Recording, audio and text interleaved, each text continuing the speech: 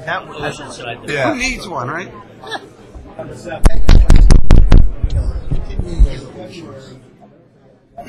Good morning. My name's David Barish. I'm the chairman of the Gaming Control Board. Before we begin, I'd like to ask everybody to turn off their cell phones or put them on silent. With us today is Jennifer Langen on behalf of State Treasurer Timothy Reese and Bob Coyne representing Secretary of Revenue Eileen McNulty. A quorum of the board members being present, I will call today's meeting to order. First order of business, I'd like everybody to stand for the Pledge of Allegiance. I pledge allegiance to the flag of the United States of America and to the republic for which it stands, one nation under God, indivisible, with liberty and justice for all. Before we get into the business portion of the agenda, we have several service awards for gaming control employees. I'd like to have Kevin come forward, please. Good morning, Chairman Barish. Good morning, members of the board. It's always a very pleasant task to continue the process of recognizing employees who have met the milestone of 10 years of service with the Gaming Control Board. We're very appreciative of their loyalty and the commitment to the very important work of our agency. So our first four honorees, could you please stand up and just come forward just a little bit? That's perfect, right there. So our first honoree is Evelyn Early. Evelyn was hired on December 27th, 2005 as a licensing analyst, and in February of 2008, she became a diversity analyst. In addition to still performing diversity analyst work, Evelyn has served as assistant to several commissioners and currently supports Commissioner Woods. Congratulations, Evelyn. Thank you very much. Our next honoree is Deb Paff. Deb was also hired on December 27, 2005 as an administrative assistant. For the past 5 years, Deb has served as a compliance examiner, reviewing internal control submissions in our Bureau of Casino Compliance. Congratulations and thank you.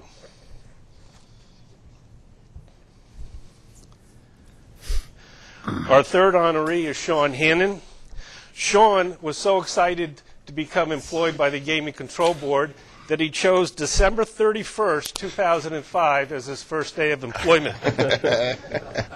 When he successfully completed that first day of employment, the story goes that there were fireworks all over town. And he took the next day off. Yeah. Sean is our licensing manager in the Bureau of Licensing, and he oversees the Enterprise Licensing Unit. Congratulations, Sean. Thank you. Our next honoree is Matt Lockney. Matt was hired on January 9th, 2006 as an auditor. In October of 2007, Matt was selected to be an investigator in our Bureau of Investigations and Enforcement, a position that he holds today. Matt is assigned to the BIE Regional Office in Wilkes-Barre, Pennsylvania. Congratulations, Matt. Thank you.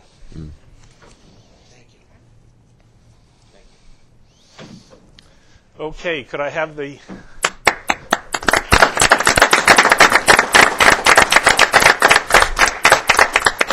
We have four more honorees. Please step forward.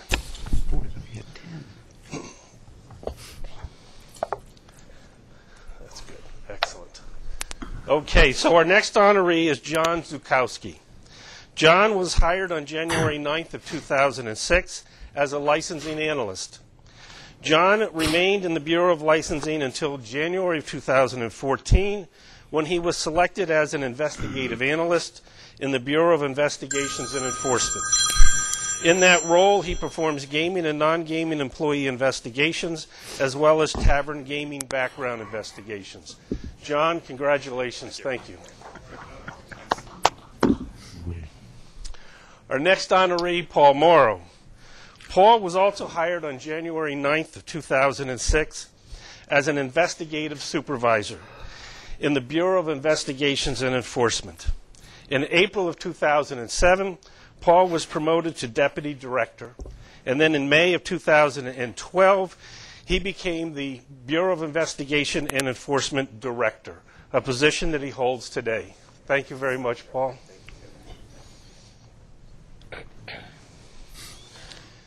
And our next honoree is Karen Scrignoli. Karen was hired on January 15, 2006 as a licensing analyst in the Bureau of Licensing. In January of 2013, Karen became an investigative analyst in the Bureau of Investigations and Enforcement. In that position, she also performs gaming and non-gaming employee background investigations and tavern gaming background investigations. Congratulations and thank you, Karen.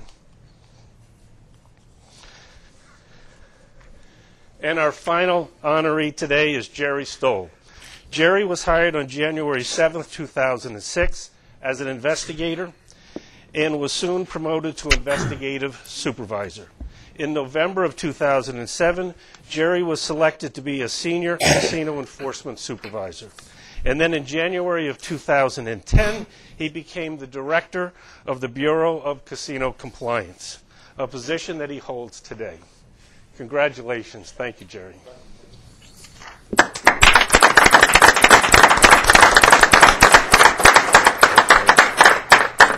Thank you very much. Thank you, Kevin, and thanks to all who just received their awards for their service to the Commonwealth. I know everyone up here appreciates it. Thank you.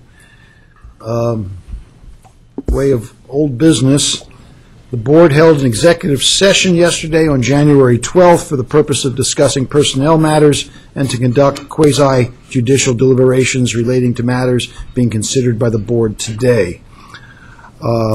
We next have consideration of a motion to approve the minutes and transcript of the October 21st, November 18th, and December 9th, 2015 meetings. Do I have a motion? Mr. Chairman, I move that the board approve the minutes and transcripts of the October 21st, November 18th, and December 9th, 2015 meetings. Is there all in favor? Aye. All opposed? Motion is adopted. Next, we'll hear from Kevin, report on executive operations.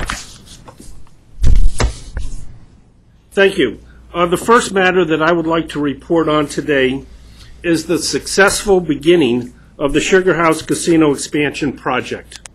On New Year's Eve, December 31st, 2015, Sugar House met all regulatory requirements to offer to the public 28 new table games and approximately 565 new slot machines. This new gaming space, which totals approximately 33,000 square feet, is the first of several phases in Sugar House's expansion that is on progress to be completed in the first quarter of this year.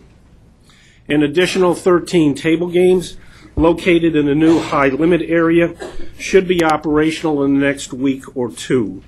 Sugar House also expects most of its new non-gaming amenities, such as new food and beverage offerings and a new ballroom and convention space, to be available in February or March of 2016. At a future public meeting, I will report to the board on the completion of those phases of the Sugar House expansion project. The second matter that I would like to report on pertains to gaming revenues. There are several milestones that we have recently met. Our communications department reported last week that slot revenues for December 2015 increased by approximately 4.8% over December of 2014. The preliminary figures for table game operations at our Pennsylvania casinos in December of 15 indicate a 6% increase over December of 14.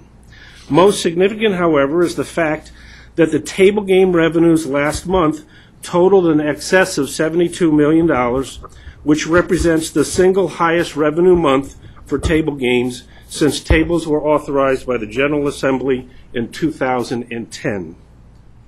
Combining slot and table games revenue for December of 15 show an increase year over year of 5.2%. Finally, calendar year 2015 total revenues are expected to be reported at approximately $3.17 billion, which will mark the 5th consecutive year in excess of $3 billion.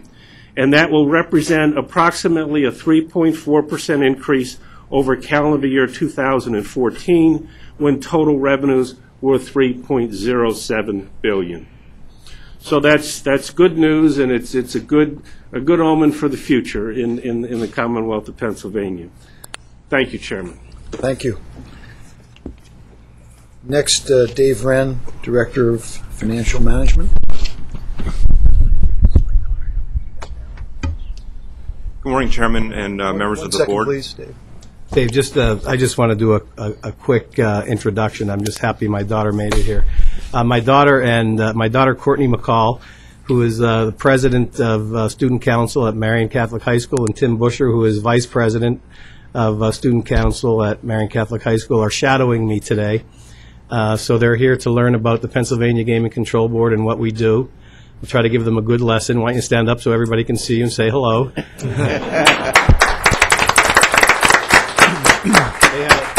They had a 2-hour delay today at school up home. I didn't think they were going to make it down here, so I'm just delighted that she made it down here safely. So enjoy the day, honey. Very proud father. Proceed. I am pleased to present the second budget update for fiscal year 2015-16 and to provide an overview of board expenses for the first half of this fiscal year. The legislature approved a budget of $39.9 million for the current year. Overall, we are within budget and currently projecting a budget surplus due to increased vacancies. As of December 31st, the employee count was 299, down 14 from 313 1 year ago. The current budget anticipated approximately 310 fill positions for the year. Thus, we are anticipating the surplus for the fiscal year. The December 31st fill position count was the lowest since April 2010. This was prior to the first table games being played in the state. With that said, expenses were still up 1.6%, or $267,000 from the first half of last year. Overall expenditures totaled $17.1 million through December. The majority of board expenses go for employee compensation, with first half payroll expenses totaling $14.9 million, or 87% of overall expenses. This is up 2.7%, or $398,000, with 11 fewer employees on payroll on average. 60% of payroll expenditures, or $8.9 million, went to salaries, with the remaining 40%, or $6 million, going to employee benefits. Benefit expenses equaled 67% of total salary expenses, up from 60% last year and 54% from the year before.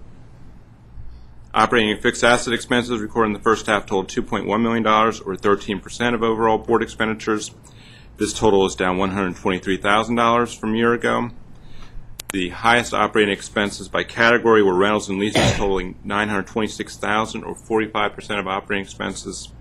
Service expenditures, which primarily consist of interagency billings, investigative fingerprint fees, and directors and officers insurance, at $533,000, or 26% of operating expenses. And finally, voice and data telecommunications, which accounted for $194,000, or 10% of our overall operating expenses. That concludes my report on expenditures. Are there any questions from the board? Thanks, Dave. Thank you. Doug?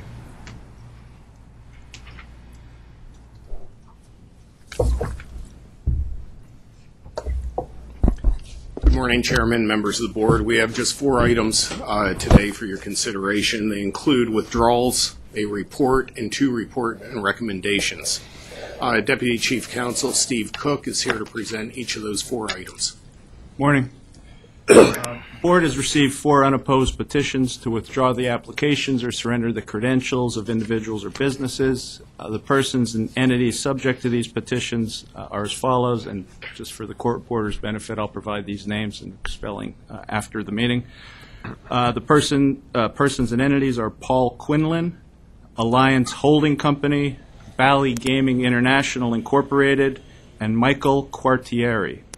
The Office of Enforcement Counsel has no objection to any of these petitions. As a result, were the board inclined to grant same, they would be doing so without prejudice to the petitioners. The matter is now ripe for the board's consideration.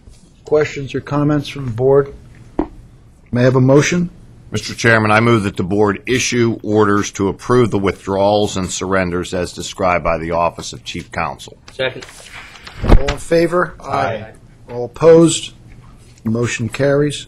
The next matter before the board is a report from the Office of Hearings and Appeals pertaining to Endeca Entertainment LP's petition for withdrawal of Christine Biros' principal license application, as well as John and Robert Biros' petition for waiver of principal licensure as requested by the Office of Enforcement Counsel. I would note for the record that at least some counsel representing some of the parties are present today and I believe would like to address the board. If they want to come forward, that'd be fine. In the meantime, I'll give the board a brief synopsis. These petitions were consolidated by the board's Office of Hearings and Appeals, and a hearing in this matter was held on August 19, 2015. The Office of Enforcement Counsel, John and Robert Biros, along with their counsel, and counsel for Christine Biros, attended the hearing. Subsequently, the Director of the Office of Hearings and Appeals issued a report subsequent to which the parties were given the opportunity to file briefs and exceptions. In advance of this meeting, the board has been provided with the report as well as the complete evidentiary record in this matter and all of the pleadings. Additionally, all of the parties in this matter have been notified that the board would be hearing the matter today and that they could come forward and briefly address the board, which would be taking no new evidence but would entertain argument. Briefly, these consolidated matters pertain first to Endeca Entertainment seeking to withdraw Christine Biros' application to be a licensed principal in that enterprise. Enforcement Counsel does not object to Endeca's petition to withdraw Ms. Biros' application. However, Ms. Biros herself does object to the withdrawal. Second, John and Robert Biros, Christine's father and brother, have filed a petition seeking a board order that they not be required to file as applications to be principals of Endeca, notwithstanding the Office of Enforcement Counsel's position that they do need to file applications. The entire record having been provided to the board and counsel being present, I'd be happy to answer any questions before we hear from counsel, but I think you're all well informed. Let's wait until we've heard from counsel. Could the four individuals who have come forward stand and identify themselves? Yes. Good morning, Chairman Barish and the board. My name is Robert Goldman. I'm here on behalf of the applicant Christine Biros. Morning, my name is Nick Fisk. I'm here on behalf of John Biros and Robert Biros. Beth Manifesto on behalf of the Office of Enforcement Counsel. Carmelia Stripley on behalf of the Office of Enforcement Counsel. Thank you. If you would stand, and we don't have to swear anybody, this is just argument, so proceed, please. Chairman, I think for the microphone to pick up counsel, they need to sit. Yeah. Oh, okay. Just as a matter of procedure, Mr. Chairman, because Christine Biros' divestiture is dependent on whether the board approves or disapproves the application for waiver of John and Robert, it may be more appropriate for Mr. Fisk to go first, and then I will follow with my argument. Whatever works best for you, please. I would agree with that. Morning, members of the board. Sort of the impetus of this, why we're here today, is John and Robert Biros' petition for a waiver of the OEC's request that they file principal licensure applications. As we discussed earlier, we held a hearing on August 19th of this year. Significant testimony and evidence was presented, and prior to that, Ms. Biros also produced voluminous documents and testimony of her own with respect to the source of her funds that were contributed to AHT, which is several rungs down the corporate ladder from Endeca, the ultimate applicant for the gaming license in this matter. It's my understanding that the board asked the hearing officer to address 5 issues and asked the parties to address 5 questions at the hearing in August, and I'm just going to walk through those. I think they provide a good context as to why it is we filed our petition and why it is we believe that John and Robert do not need to file principal licensure applications. The first 3 questions were with respect to Christine Biros' role, John Biros' role, and Robert Biros' role in the AHT entities and Endeca, the ultimate gaming license applicant. Again, to give you an idea of how far down the ladder OEC is working at this point, Christine Biros is a roughly 32% owner in AHT, which is itself a limited partner in AHT Land, which is itself a limited partner in Endeca LP, the gaming applicant. The best we could trace that ownership interest, and again, this is attorneys doing math, is roughly 3.3% that Christine owns in Endeca, and I think OEC agrees with that. There's literally no way that Christine could control or influence the operations of Endeca in this matter. Again, she is a member of two limited partners of the ultimate applicant here, and I think as a matter of Pennsylvania corporate law, the limited partners couldn't control Endeca even if they wanted to. To take a step further back from that, John and Robert Byros have no role, interest, control, influence whatsoever over AHT and Endeca. I think in the record evidence amply establishes that, and the hearing officer's report establishes that as well. As best I understand it, the OEC's position is that there are funds that John and Robert Byros contributed to Christine and which were ultimately contributed to AHT, and that somehow as a result of these funds they could control or influence Christine and she can control the applicant. Again, even if that were the case, which I think the record evidence establishes it is not, they could not control Christine or provide or influence Endeca, the ultimate applicant, in any matter. Again, and that's because the record evidence, which I'm sure you've all read, establishes that any funds provided by John Byros or Robert Byros have been repaid by Christine or forgiven, as forgiven's maybe not the best word, but gifted to her. There is no current indebtedness owed to John or Robert Byros by Christine Byros. She is standing on her own. She's the only member of the Byros family involved in AHT or Endeca. And again, there is no basis for which OEC is requesting principal licensure applications from John and Robert. The fourth issue, and I sort of got ahead of myself there, is the specific basis for OEC requesting applications from John Byros and Robert Byros. I don't know what that basis is, other than the fact that they continue to keep requesting it. There's no basis in the law. The argument from the OEC seems to be that John Byros and Robert Byros are financial backers, as that term is defined under the Gaming Act. However, in looking at that definition under the Gaming Act, it contemplates investors, mortgage holders, bond holders, etc., people who own a current interest in an entity, or people who have own a current creditors, essentially. Someone who has provided a loan and is expecting repayment on that, or someone who has promised funds in the future and is ultimately going to request repayment on that as well. Again, the record evidence shows there is no indebtedness.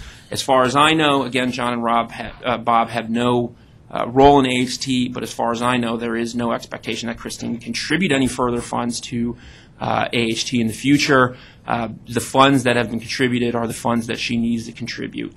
They are her funds at this point, again, having repaid John and Robert and the rest being gifted. There is no interest that John and Robert hold in AHT. There's no indebtedness. They haven't promised funds in the future. They simply aren't financial backers, as that term is defined under the Act. Even further, I don't believe that the Act authorizes OEC to request principal applications from financial backers, even if John and Robert qualified as those people, which they do not. All the Act requires is that the applicant provide suitable information about the integrity of its financial backers. It says nothing about the quote-unquote financial backers providing principal applications of their own. There simply is no basis, either in the law or in the facts of this matter, for the OEC's request for principal licensure applications from John and Robert Byros. The last issue was the board's request for information about the ultimate source of funds contributed by John, Robert, and Christine Byros to AHT. Again, I'm not sure that the Act necessarily allows an inquiry into that matter. It doesn't, assuming that John and Robert qualify as financial backers, it says nothing about determining the ultimate source of the funds that were contributed. But in any event, We provided ample evidence at the hearing in the form of testimony of both John and Robert Byros. They provided documentation about where it is the money that they initially loaned and ultimately gifted to Christine came from. And I believe Christine also provided documentation in advance of that hearing during the OEC's investigation about where the source of her contribution came, and also the source of her funds which she used to repay John and Robert Byros. Again, there is no indebtedness here. There's no opportunity for John and Robert to control Endeca or anyone involved in this gaming application, and it's our position that OEC has just run too far afield of its authority under the Act in this request, and we would ask that you would grant our petition for waiver. Thank you. Mr. Chairman, again, my name is Robert Goldman. I'm here on behalf of Christine. And as you are aware, that the divestiture petition that was filed by Endeca was premised upon a letter, an ultimatum-type letter that was sent from OEC to Endeca's counsel stating that John and Robert must file principal applications or Endeca must take steps to divest Christine. Either or. That was the ultimatum. Since Robert and John were reluctant to file applications, Endeca took steps to divest Christine. I filed a petition on her behalf objecting to that divestiture as the basis for divestiture is not authorized. And let me get to the requirements that the Act does require. So the suitability of Christine Byros to be licensed under the Racehorse Development and Gaming Act, it must be evaluated on her individual characteristics alone. An applicant does not have to show that they are independently wealthy, that they do not require loans of any sort. The Act specifically provides that an applicant may have note holders, bond holders, investors, financial backers to provide for the investments necessary for this type of investment. So to be suitable, the Act only requires that the applicant show evidence of good character and financial stability. OEC does not raise any issues with respect to Christine Byros' good character. The only issue that's been raised is respect to the finances. So they do correctly point out that Christine is not independently wealthy, that she doesn't need some type of financial assistance. And most investors in investments of this magnitude are going to require financial assistance of some sort. So in this case, Christine looked to her family members. So when financial backers are involved, so let's assume the board determines that John, her brother, and Robert, the father, are financial backers as that term is defined. The question then the Act raises is there's two concerns. One, can the applicant pay back the loan when it's called in? So if they can't, they don't have the funds. That affects their financial stability, and again, that's one of the criteria. Applicant has to be able to show that they're financially stable. And the other concern that the Act raises is financial backers. Are they solvent? Do they have the financial strength to provide the funds promised when the applicant demands that the funds be provided? Those are the two concerns that the Act provides. So in this case, the family members were either repaid, or in the case of the father, he gifted the money. He's 80 years old. He's trying to set up his estate. Where's the money going to go when he dies? It's going to go to his kids anyways. Christine needs the money now. There was some concern, can she independently stand on her own? And Mr. Byros, the father, said, Christine, you need the money now. I'm just going to give it. You're going to get it when I die anyway, so he gave it to her. There's nothing illegal. There's nothing improper about giving a gift to a child. 1313 subsection B, which is the section that OEC relies upon. It discusses sources of indebtedness. So when it talks about financial backers and it talks about lenders and mortgagees and bondholders, note holders, and it says, and other sources of indebtedness, that has to be read in peri materia, with the definition of financial backers, with the subsection B. What do they mean by other sources of indebtedness? Something that can affect the financial stability of the applicant, the ability to call in a loan, and your ability to have to be able to repay it. If there's no indebtedness, the money's either been repaid or there is a gift. There's no indebtedness. And the other point to point out in 1313B, it says, in effect or proposed. That excludes past loans, because a past lender can't call in a loan. He's already been repaid. There's no liability. The Act does not have any concerns over past loans. One of the issues brought up by OEC was whether there's been an influence, as Mr. Fisk pointed out. OEC's raised questions about Bob and John helping with the application. If you read the transcript of the sworn testimony of Christine on pages 76 through 78 of the September transcript, you will see the testimony she gave. And the testimony she gave was that she put the books together. I actually was the one who helped her put the books together. John, her brother, had looked up some information on the corporate website as to when did we form this entity, but that was about it. Robert didn't help with the actual physical putting the binders together. It was myself and John had looked up some information, but Christine primarily put the whole thing together. I just wanted to clarify that.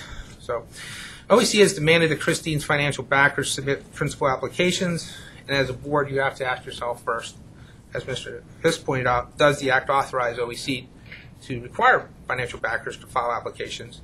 And two, if you decide they do, for what purpose?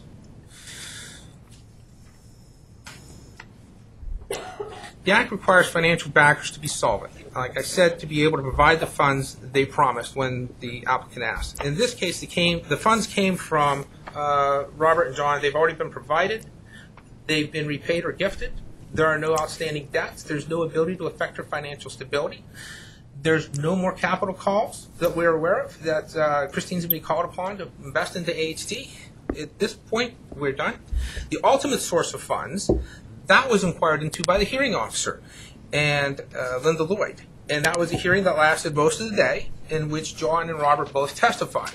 The hearing officer found, as a finding of fact, there were legitimate sources for the funds provided. So accordingly, there's no basis for AHT to divest Christine. And DECA's petition for approval of her divestiture must be denied. And upon denial, I've spoken with Mr. Doherty, counsel for DECA, and he's indicated to me that if there are no issues outstanding, there should be no bars to reinstating her with AHT. The only reason the petition was filed was because they received this ultimatum letter from OEC saying they file applications or she's divested. If there's no requirement they file applications, Bob and John, then there's no basis for her divestiture. Thank you. Thank you. I'd like to get some comments from the Office of Enforcement Counsel. Very briefly, on May 20th of 2015, the board issued an order requiring INDECA to file all outstanding applications requested by BIE and OEC. This included the applications of Robert and John Byros in connection with that of Christine Byros. In June of 2015, counsel for AHT disclosed that Ms. Byros was divested and INDECA filed its petition to withdraw her application. Again, OEC does not object to the withdrawal of Ms. Byros' application. Should the board grant the withdrawal, OEC would, however, request that INDECA and AHT be required to comply with Section 1312, which relates to divestiture. Should the board decline to grant INDECA's petition for withdrawal, the OEC continues to object to the waiver petition filed by Robert and John Byros and stands behind its filings and the law and regulations cited within its answer and other filings in response. This is not a difficult or ambiguous situation. When a background investigation is conducted, one area examined is the financial fitness, which involves tracing the money used by applicants. When an applicant cannot prove he or she is independently financially fit for licensure, applications must be requested from those funding the applicant. This is done to ensure the integrity of the applicant as well as the funds contributed and used. During the background investigation, the documentation submitted by Ms. Byros, as well as disclosures made during sworn statements, evidenced a significant amount of the funds contributed to AHT and attributed to Ms. Byros came directly from Robert and John Byros. A financial backer in part is defined as an investor or other sources of equity or capital provided to an applicant or licensed entity. The documents submitted by Ms. Byros include multiple financial contributions to AHT made from accounts held by Robert Byros and John Byros. Ms. Byros, by her own admission, stated she did not participate in the funding of or make monetary contributions to these accounts. While the evidence demonstrates that Ms. Byros received funds from her father and brother, this is not the ultimate source of the funds, which is one of the questions the board had. What is the ultimate source of the funds? It is for situations such as this that Section 1313B should be applied. If Robert and John Byros are permitted to invest capital through Christine Byros, it would set a precedent which would be in opposition to the legislative intent expressed within the Act and the regulations. Furthermore, it would open the door to allow funding by individuals who have not been investigated and scrutinized by BIE and OEC to enter Pennsylvania's gaming industry. This is in direct contravention to Section 1102 of the Act, which ensures the protection of the public. Unless and until Robert and John Byros are required by this board to file applications and participate in a background investigation, the originating source of much of the money Christine utilized for capital contributions cannot and will not be known. Without this knowledge, a recommendation cannot be made regarding the legitimacy or the legality of the capital contributed or the suitability and financial fitness of the financial backers themselves, as well as the applicant, Christine Byros. Are there any questions at the moment for any of the council from the board? None? Oh, you go ahead first.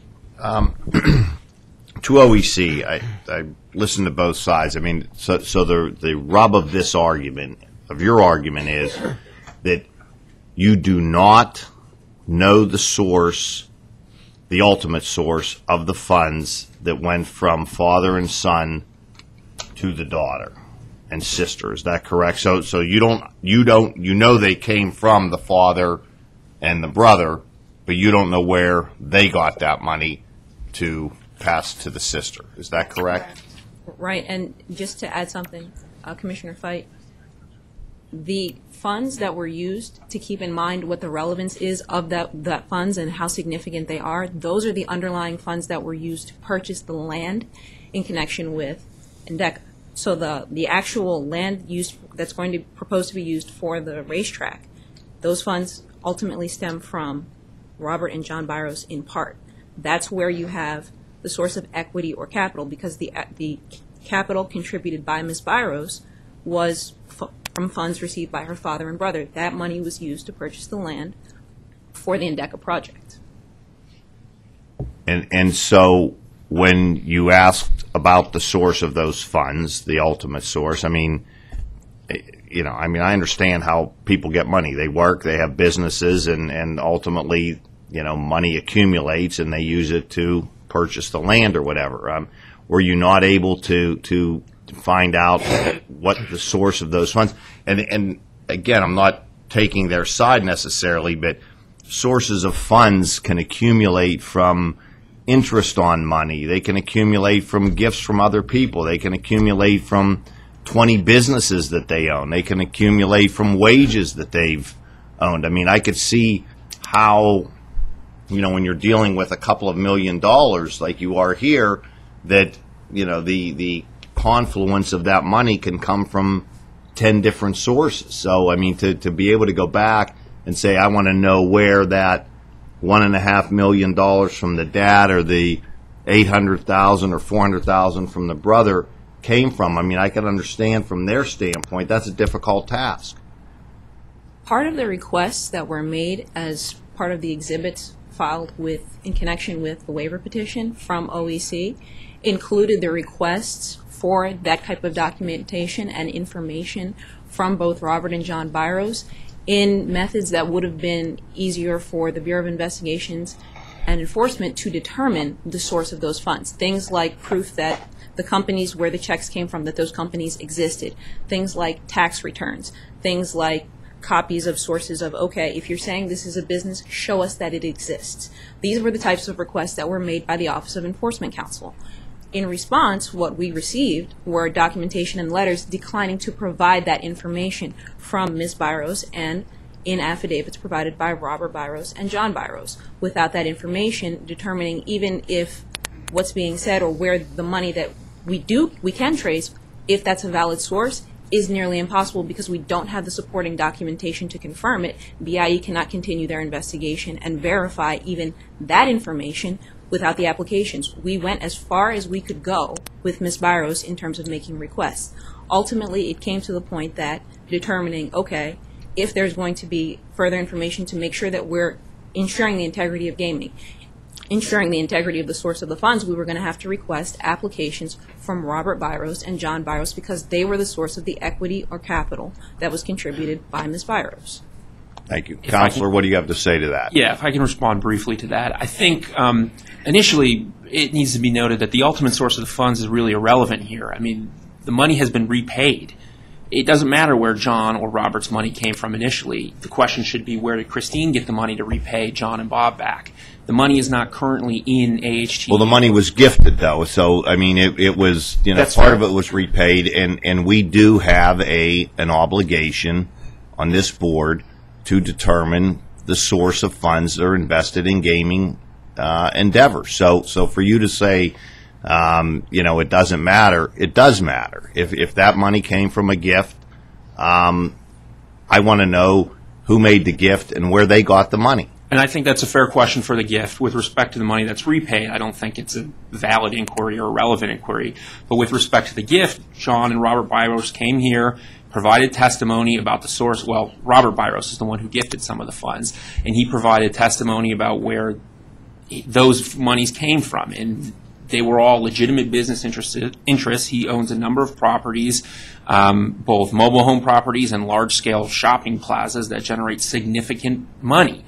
And he testified that this is where the money came from that I, gave to Christine and ultimately formed a part of the gift.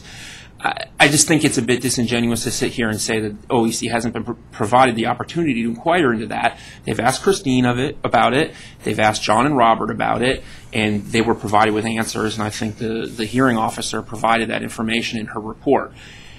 How far downstream must we go? These are people who are not involved whatsoever in this gaming enterprise.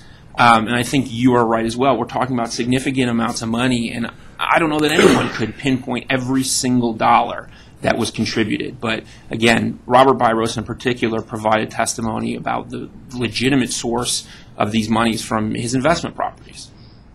If I may, just to remind the board that the standard is clear and convincing evidence. The information and the documentation provided by Robert and John Byros consisted mainly of verbal testimony. They did not provide any documentation confirming that, okay, we own these businesses, this is where the money came from. Okay, we have these companies, these are our bank accounts, that this is where the money came from. So as far as John and Robert Byros are concerned, they did not meet that standard of clear and convincing evidence for demonstrating that they are eligible for a waiver. And again, it comes back to the integrity of the source of the funds, and we cannot determine that without getting applications from them and getting that information. If I may briefly again, John and Robert. Excuse me a second.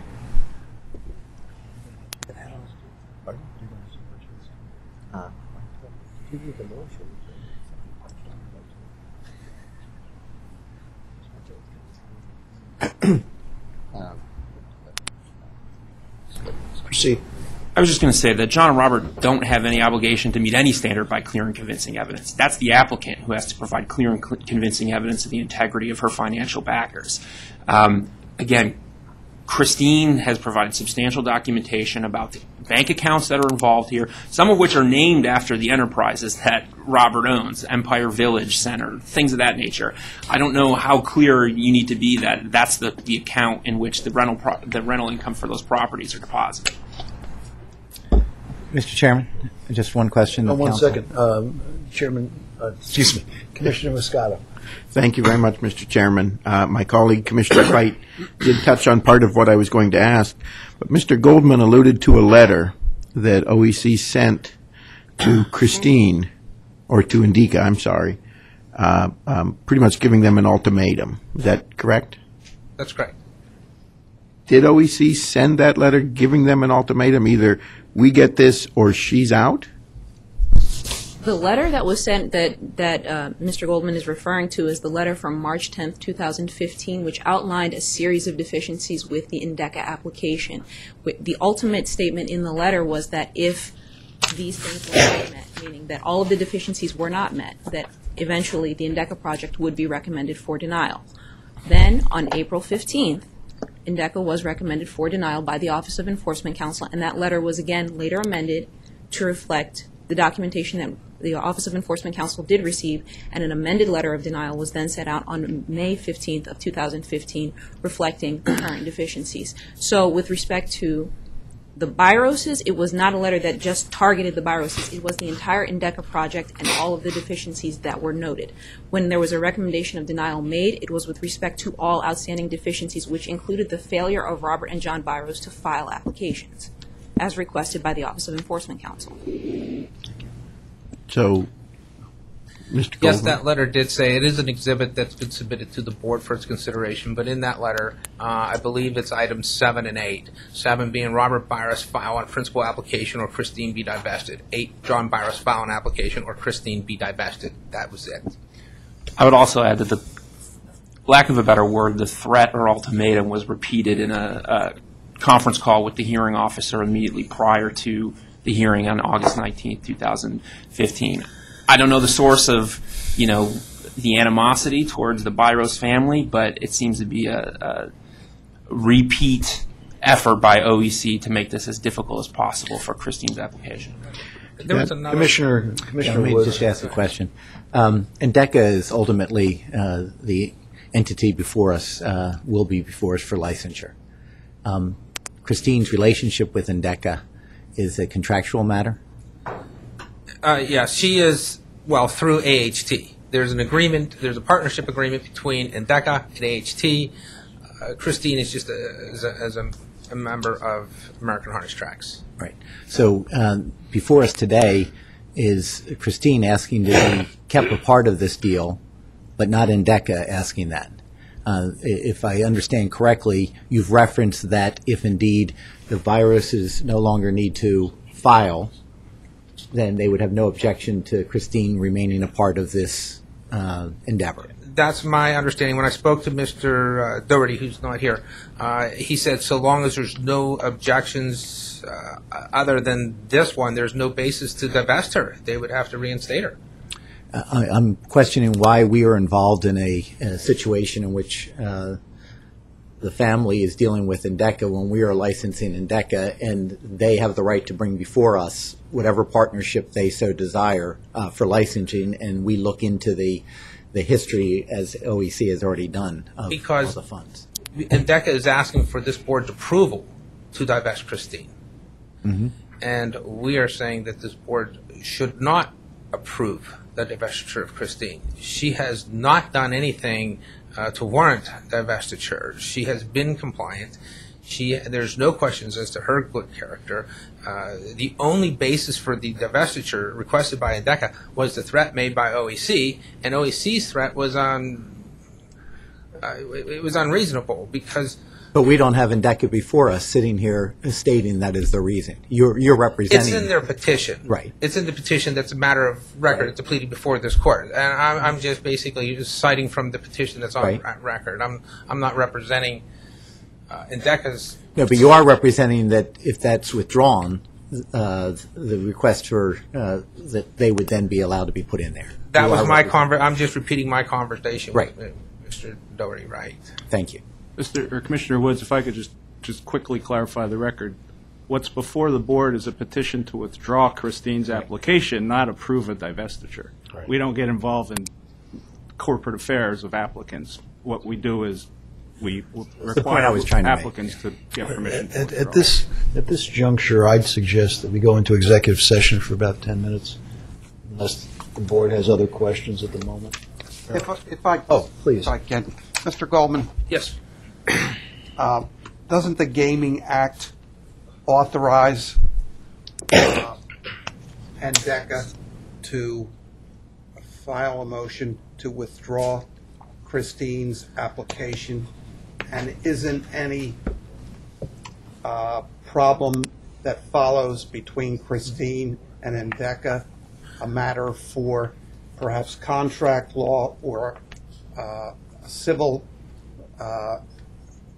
suit in a different forum, but really doesn't impact this board or what this board decides? That question goes back to my initial statement when we were first asked to make comment. And I said Mr. Fisk should go first because Christine's divestiture is all dependent on how the board rules on the waiver. If this board rules that the waiver petitions are granted, Robert and John do not have to file principal applications.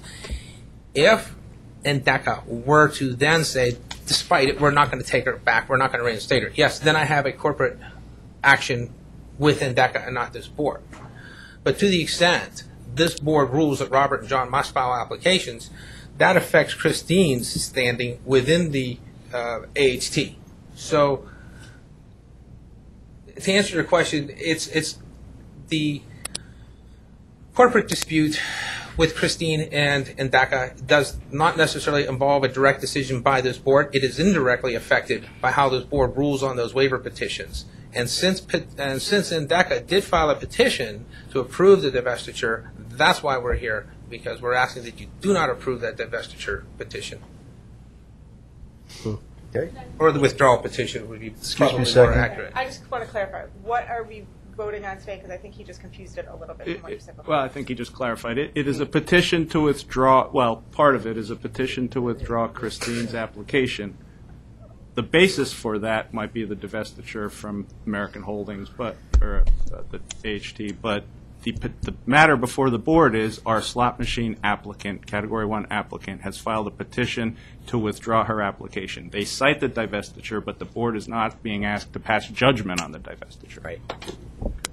We'll take a 10-minute break.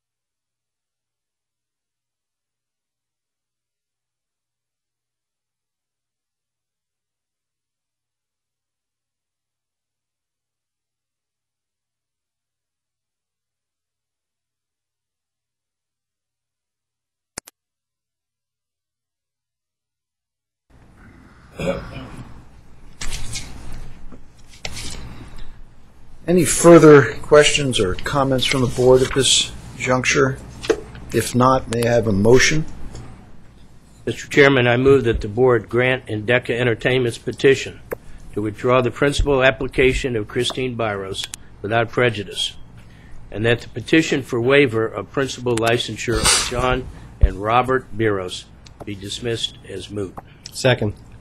Mr. Chairman, before we vote, I would just note for the record that part of the record is, as part of the record, we have Endeca LP's petition for withdrawal of the principal license application of Christine Byros, and I would simply draw the board's attention to paragraph 10 and 11 of that petition. Paragraph 10 reads, on June 12, 2015, Endeca provided notice and documentation to OEC which confirmed that Ms. Byros had been disassociated from AHT and Endeca effective June 10, 2015.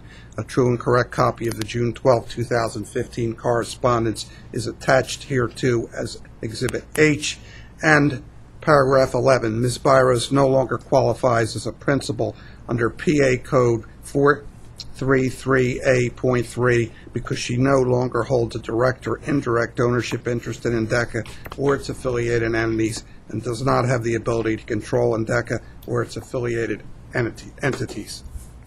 Thank you, Bill. All in favor of the motion? Aye. All opposed? The motion carries. Next before the board for consideration are two reports and recommendations received from the Office of Hearings and Appeals. The reports and recommendations, along with the complete evidentiary record, have been provided to the board in advance of this meeting. And additionally, in each case, the individual that was the subject of the report and recommendation has been notified that his matter was being taken up by the board today and that they could come forward and briefly address the board. The first report and recommendation pertains to Sebastian Delou, who I believe is present, if he'd like to come forward and address the board. Briefly, Mr. Delou was issued a non-gaming employer registration on August 13th, 2014, and worked as a bar helper at Harrah's, Philadelphia. On July 13, 2015, the Office of Enforcement Counsel filed a complaint to revoke Mr. Delou's non-gaming registration after learning that on May 20, 2015, during his shift, he took two $5 chips from the shelf behind the bar. A hearing in this matter was held on September 9, 2015. Both the Office of Enforcement Counsel and Mr. Delou appeared offering evidence. OEC's evidence indicated that a beverage server had placed the chips on the shelf with a note stating that the $10 in chips were for payment for a pack of cigarettes for a patron, and that the server would be back later to replace the $10 in chips with cash. Additionally, Harrah's video surveillance shown at the hearing showed that Mr. Delou initially picked up the note, placed it back on the shelf, and then went about his job duties. Approximately a half hour later, surveillance showed that Mr. Delou returned to the scene, discarded the note, looked around the room, took the chips, put them in his pocket, and left the bar area. Harrah's terminated Mr. Delou for his actions. However, no criminal charges were filed. Mr. Delou's statements to Harrah's after the incident and his testimony at the hearing were inconsistent. For Harrah's, or right after his termination, he told Harrah's that the note was illegible and that he thought that a patron had left the chips there as a tip. During his hearing, however, Mr. Delou testified that there was nothing written on the receipt that was used as a note, and that he believed the chips were left there by a fellow bar helper as a tip. After hearing all of the evidence, the hearing officer issued a report and recommendation recommending that Mr. Delou's non-gaming registration be revoked. That is the recommendation before the board. As indicated, Mr. Delou is present. Mr. Delou, would you please stand and identify yourself and be sworn by the court reporter?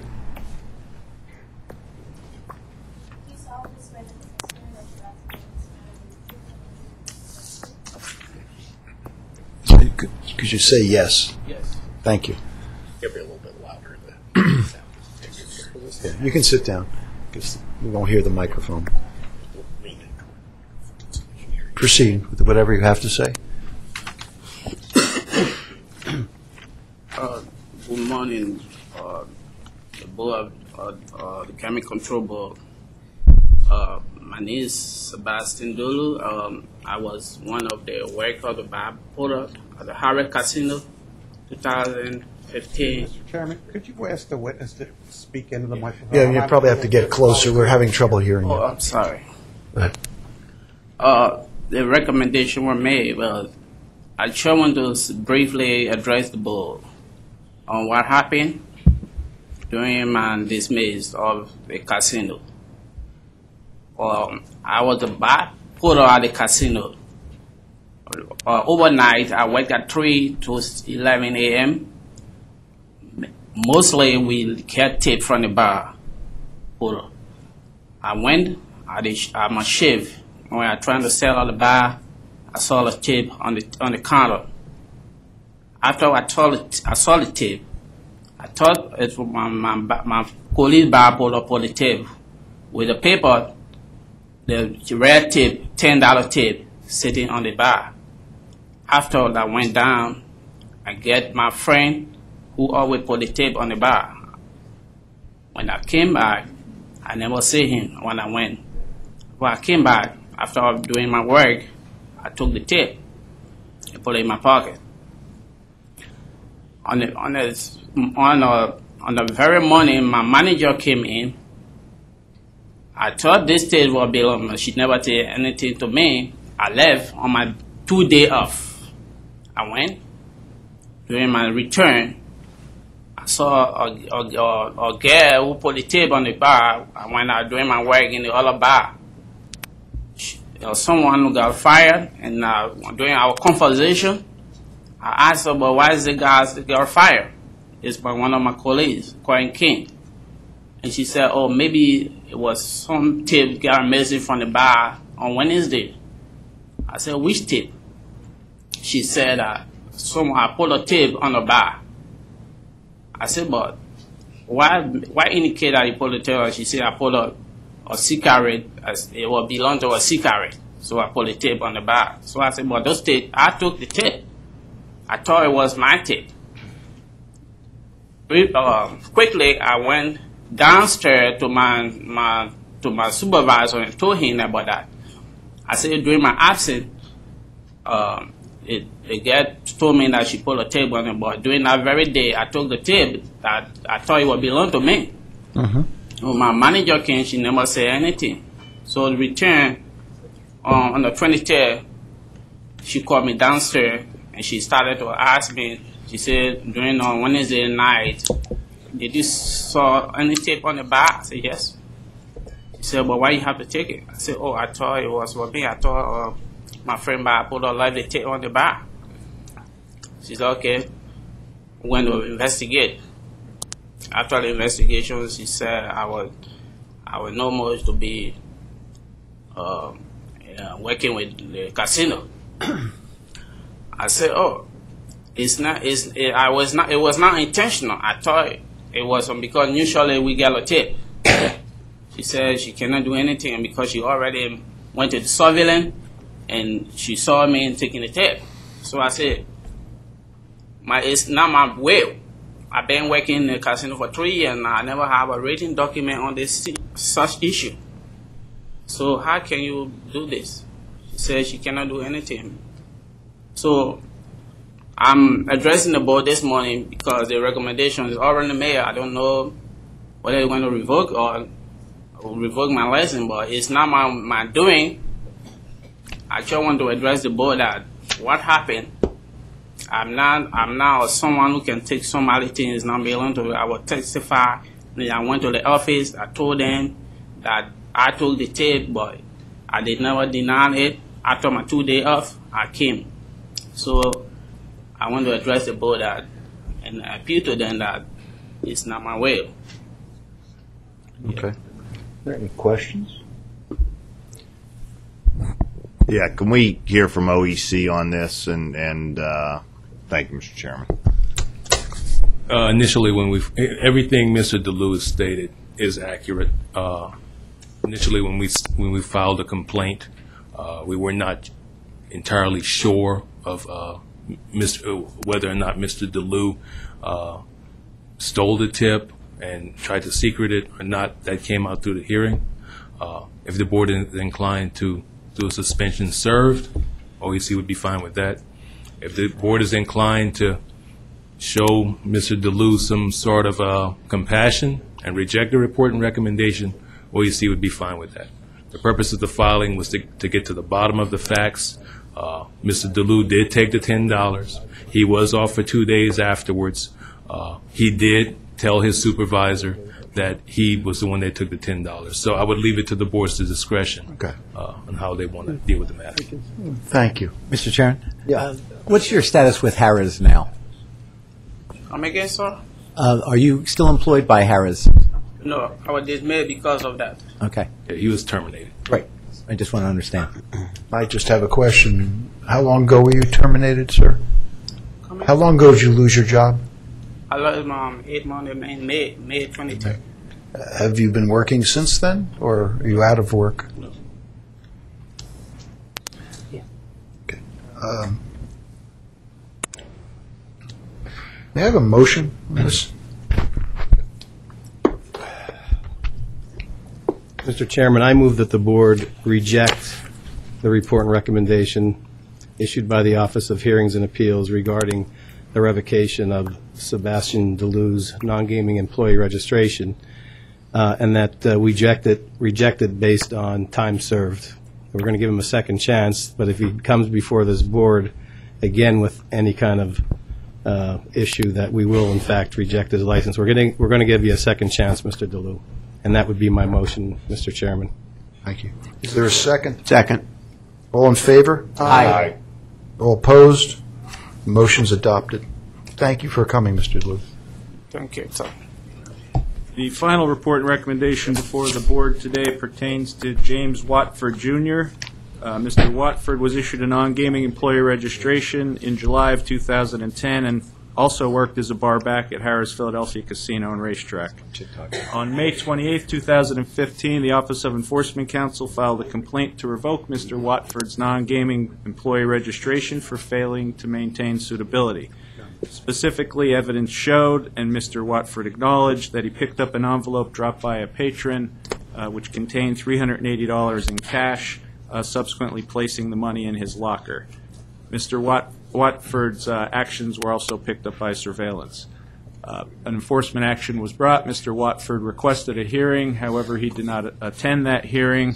As a result, the only evidence heard was that presented by OEC, including the surveillance, and Mr. Watford's earlier statements to Harrah's personnel. As a result of that evidence, the hearing officer issued a report and recommendation recommending that Mr. Watford's non-gaming registration be revoked, and that's the recommendation before the board. Any questions or comments from the board? May I have a motion? Mr. Chairman, I move that the board adopt the report and recommendation issued by the Office of Hearings and Appeals regarding the revocation of James Watford's non-gaming employee registration as described by the Office of Chief Counsel. Second. All in favor? Aye. All opposed? Motion's adopted. And that concludes all matters of the Office of Chief Counsel. Thank you. Sue Hensel, Director of Licensing. Thank you, Chairman Barish and members of the board. Before the board today will be motions regarding 2 manufacturer renewal licenses, 1 table game manufacturer designee renewal license, 1 gaming-related gaming service provider certification, and 1,112 principal key gaming and non-gaming employees. In addition, there will be the consideration of 11 gaming service provider applicants. The first matter for your consideration is the renewal of the Dytronics Financial Services, LLC, slot machine manufacturer license. Dytronics is a Nevada-based company that, among other activities, manufactures and sells ticket redemption kiosks. The Bureau of Investigations and Enforcement has completed its investigation of the company, and the Bureau of Licensing has provided you with a background investigation and suitability report. I provided you with a draft order and ask that the board consider the order to renew the slot machine manufacturer license of Dytronics Financial Services, LLC. Thank you. Comments from Enforcement Counsel? Enforcement Counsel has no objection. Questions or comments from the board? May I have a motion? Mr. Chairman, I move that the board approve the slot manufacturer license of Dytronics Financial Services, LLC, as described by the Bureau of Licensing. Second. All in favor? Aye. All opposed? Motion's adopted. Next is the renewal of the Interblock Luxury Gaming Products DD table game manufacturer license. Interblock is a Slovenia-based company that manufactures multiplayer electronic gaming tables. The Bureau of Investigations and Enforcement has completed its investigation of the company, and the Bureau of Licensing has provided you with a background investigation and suitability report. I've provided you with a draft order and ask that the Board consider the order to renew the table game manufacturer license of Interblock Luxury Gaming Products DD. Questions from Enforcement Council? Enforcement Council has no objection. Questions or comments from the Board? May I have a motion? Mr. Chairman, I move that the Board approve the table game manufacturer license of Interblock Luxury Gaming Products DD as described by the Bureau of Licensing. Second. All in favor? Aye. All opposed? Motion's adopted.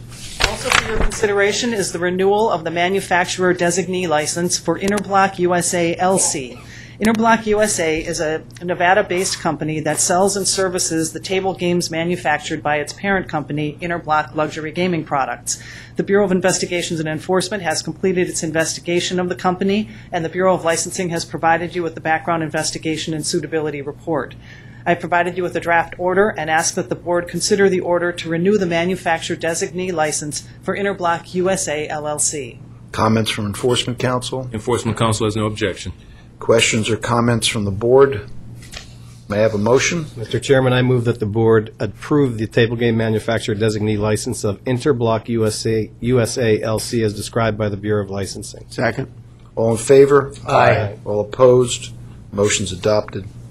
Next is the approval of a gaming-related gaming service provider certification for Galaxy Gaming, Inc.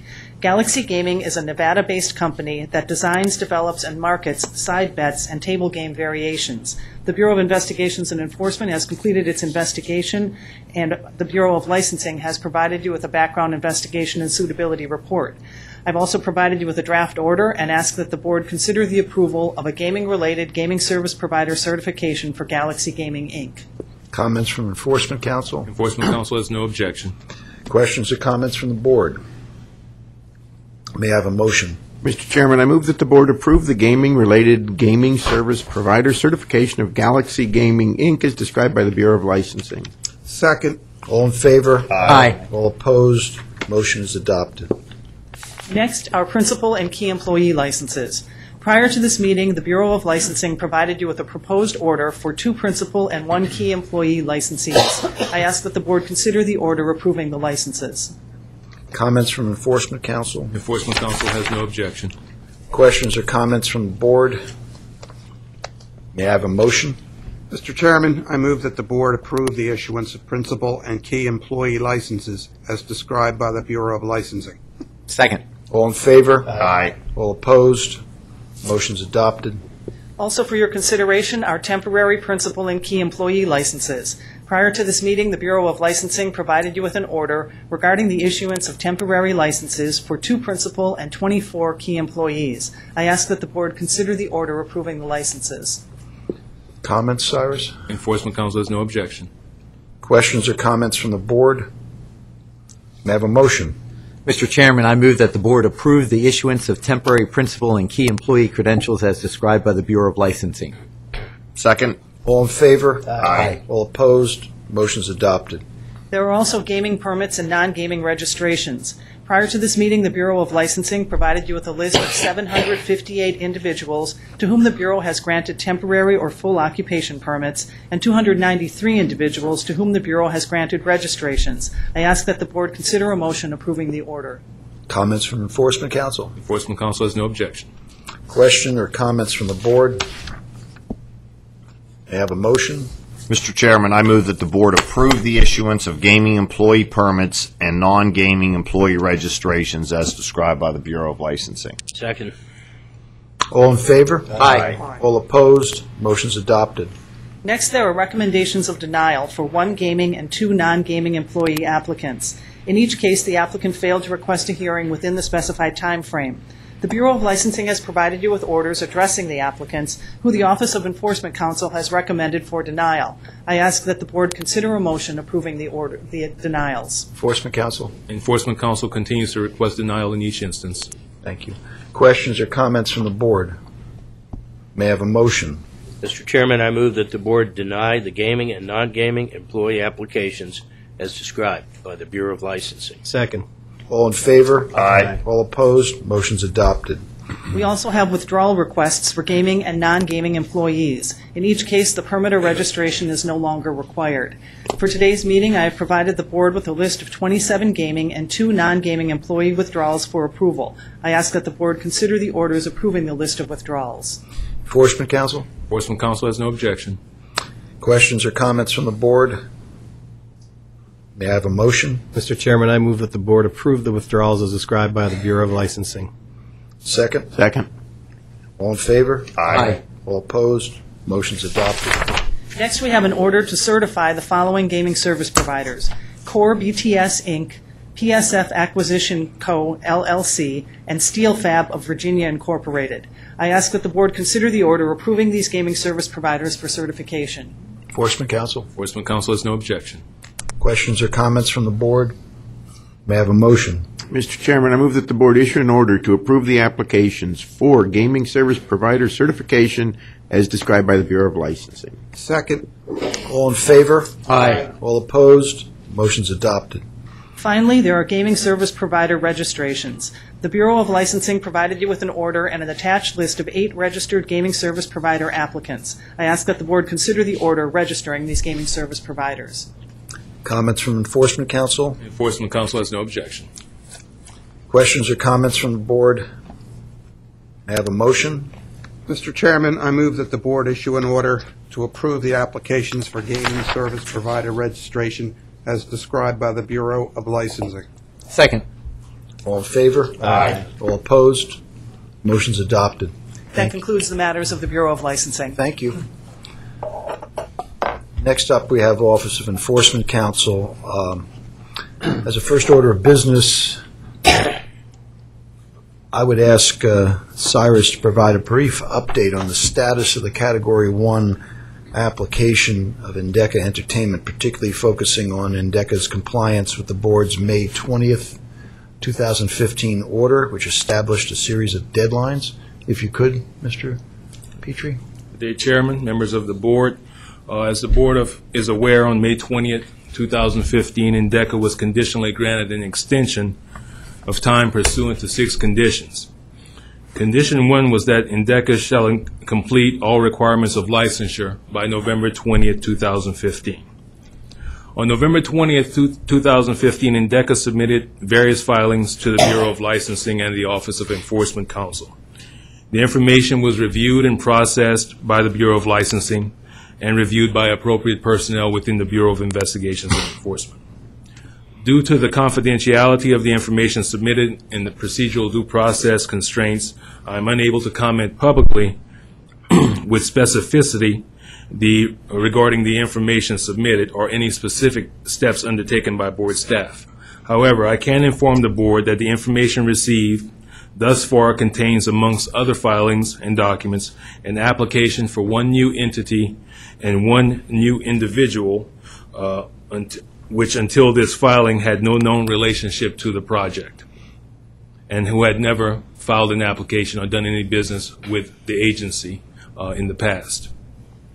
Additionally, based upon a cursory review of the information, it is likely that additional information and/or applications may be requested from other individuals and entities, depending upon the results of a more detailed review and investigation.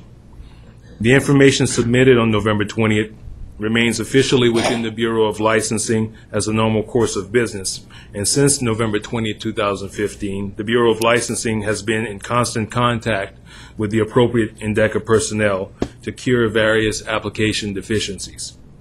As those deficiencies are cured, the Bureau of Licensing has forwarded the relevant information to the Bureau of Investigations and Enforcement to ensure that the most current information is being utilized to conduct the background investigations.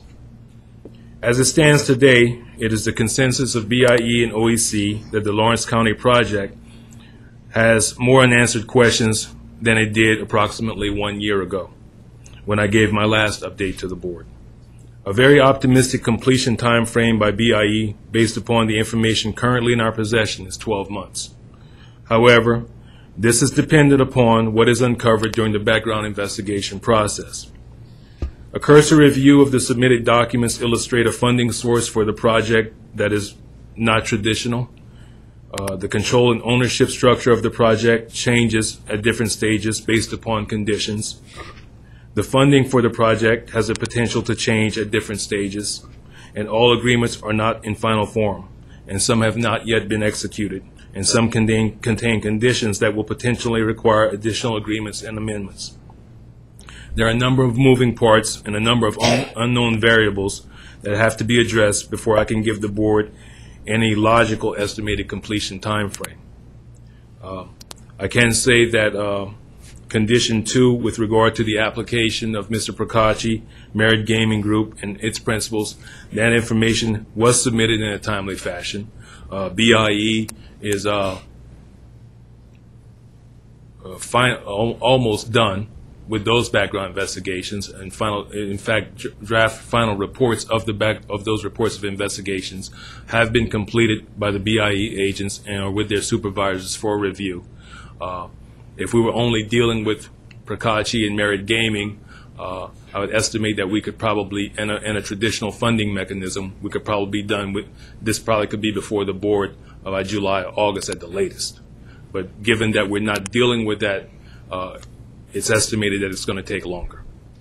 Condition 3 was completed in sufficient fashion. Condition 3 was that INDECA shall post a $50 million bond in compliance with the Act by June 1, 2015. That was done satisfactorily to the staff's liking.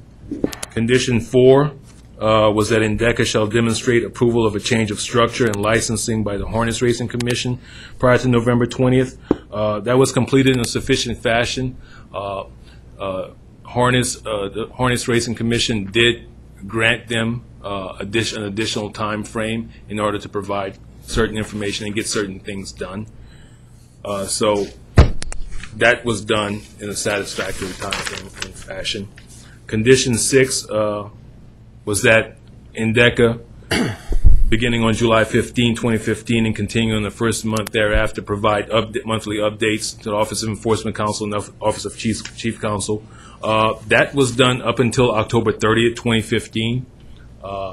We did not receive an update for December and January. However, I did contact INDECA Counsel, and it was an oversight on their part. It was their understanding that that reporting requirement was only required up until the November 20th, 2015 date. They understand now it's ongoing, and they have agreed to continue providing those updates, and I don't have a problem with that, and I think that has been done in a satisfactory fashion. As a result, that is the standing of INDECA today as we speak. I'd be happy to answer any questions that the board may have within the limits of what I can and cannot discuss. In view of the limits of what you can and cannot discuss, should I presume there are no questions from the board? Just one? Just one question. The Department of Agriculture is not present today, but obviously the Harness Racing Commission has taken some actions in the recent past concerning the INDECA application for that license, and certain timeframes were put upon them for completion in order to maintain that harness license. Are you aware of those timeframes? Does that impact the work that you do in any way, shape, or form, or are you aware of any concerns that INDECA has with those timeframes in their conversations with the Office of Enforcement Counsel? I'm sure that we'll be in touch. I am aware of the timeframes, and I am aware that INDECA received extensions on some of those timeframes. As far as INDECA is concerned, the more information they can get us, and the faster they can get that information to us, the better it's going to be for them. We do anticipate meeting with INDECA within the near future to go over some various issues that need to be resolved in order to get this matter before the board, in order for them to meet racing's time frame. But until that's done, I don't think INDECA is aware of the various issues that we have. They're still working with the Bureau of Licensing to ensure that the application that they filed is complete. That application has not been deemed complete yet. Bureau of Licensing has stepped away from normal procedures and provided us information as it comes in order for us to move as quickly as we can with the investigative process. Normally, the Bureau of Licensing would wait until the application was fully complete. So we've between BIE and the Bureau of Licensing, we work together to ensure that as information comes in, that we have the most up-to-date information. So INDECA is aware of the deficiencies that have to be resolved, and they're aware that they're under time constraints with racing. And as far as we're concerned, we don't put time constraints on a background investigation because you never know where it's going to lead. So as it progresses, I may be able to give the board a more logical time frame as we move forward, maybe in another 3 or 4 months. But as of now, with the information being fresh in us in the middle of the review process, this is the best I can give you. Thank you. Cyrus, did I understand you to say that the background investigation is done on both Merritt and Prokocki, or are they still ongoing? Are they complete? They're pretty much complete. They're with the investigative supervisors. They're within the deputy director. They're within the deputy director of investigations, Mike Rosenberry, and I know he's reviewing those reports. Obviously, when he goes through those reports, he may find some issues that the agents need to address, and so it's in the final drafting stages, from what I understand. Once those are done, they're going to go to Paul Morrow. He's going to review them. If he has any questions about anything, they'll be tweaked, and then it'll come to the Office of Enforcement Counsel. But we've investigated Mr. Prokocki and Merritt Gaming before with relation to the Category 2 application. So it wasn't like we had to reinvent the wheel. Right. It's just. So what was the timeline on that, just generally? Just off the top of your head, if you can. It came in July. Let's see. Hold on. We filed those applications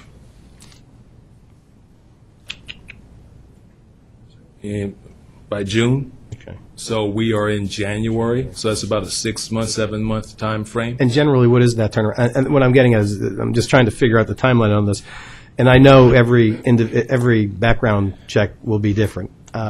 So 6 months, knowing Merritt and Prokocki, that's probably 6 months is relatively quick. Yeah. That's quick. So, and there's 2 new individuals now that we know nothing about, 2 new entities that we have the background? There's a new entity that we knew that is newly formed that we knew nothing about. So that timeline could be anywhere from 6 months plus. We usually go 9 to 12 months on new entities, 9 to 12 months on new individuals, because both this entity and this individual are going to be a major player in this project. And I'm taking that, so that's the finance side then too. So there are going to be new issues with financing as well? The funding mechanism that they're employing is not a traditional funding mechanism, meaning that it's not an institutional lender. It's not like they're getting a loan from a bank. It's something different that's going to require licensing.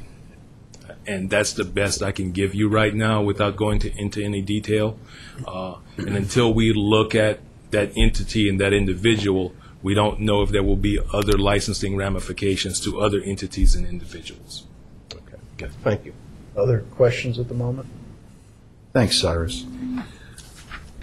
As we begin the rest of your part of the agenda, I'd ask that anybody who comes before the board now state and spell their name for the court reporter. Also, anyone other than attorneys who appear should be sworn before speaking. And if it's okay, let's start with the consent agreements. The Office of Enforcement Counsel will present 18 matters for the board's consideration today, consisting of 3 consent agreements, 5 revocations, 1 suspension, and non-involuntary exclusion. The first 3 OEC matters on the agenda are consent agreements that have been negotiated by the Office of Enforcement Counsel.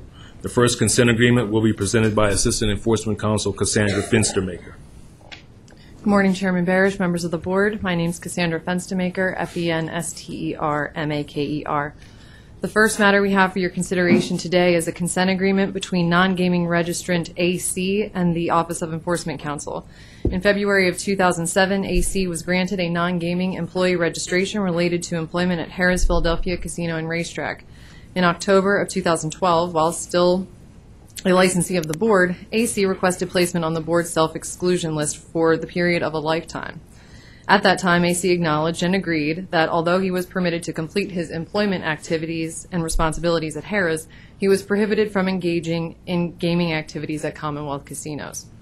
In November of 2012, AC attempted to obtain a Players Club card at Valley Forge Casino Resort, at which point he was identified as self-excluded.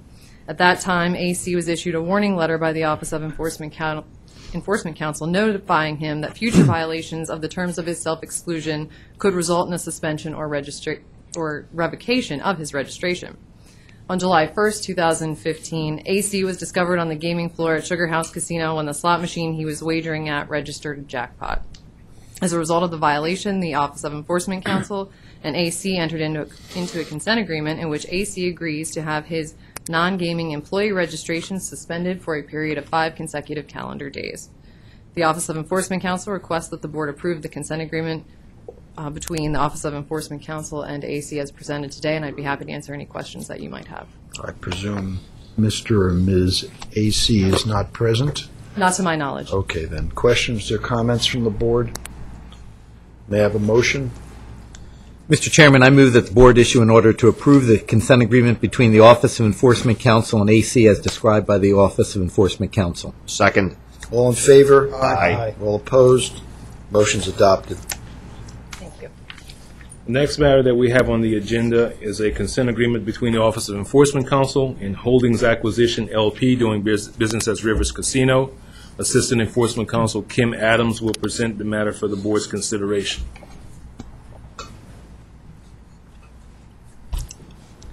Mr. Chairman, members of the board, good morning. Kim Adams, Office of Enforcement Counsel.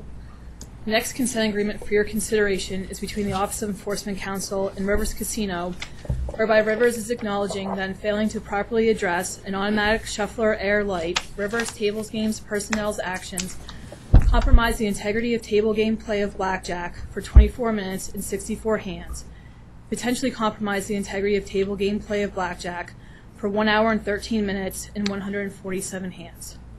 On August 14th, 2015, at Blackjack Ladies Luck Table 201, the automatic card shuffler's red air light was illuminated, while the blue deck of cards was in the intake side of the shuffler, and the red deck of cards was in the shoe on the table in play. The table games dealer overrode the red air light, and when the discharge door opened, the dealer removed a blue card and placed this card in the red deck of cards that was currently in play on the table. It was later determined that the card that was removed from the discharge side of the automatic shuffler was a black 10 of clubs.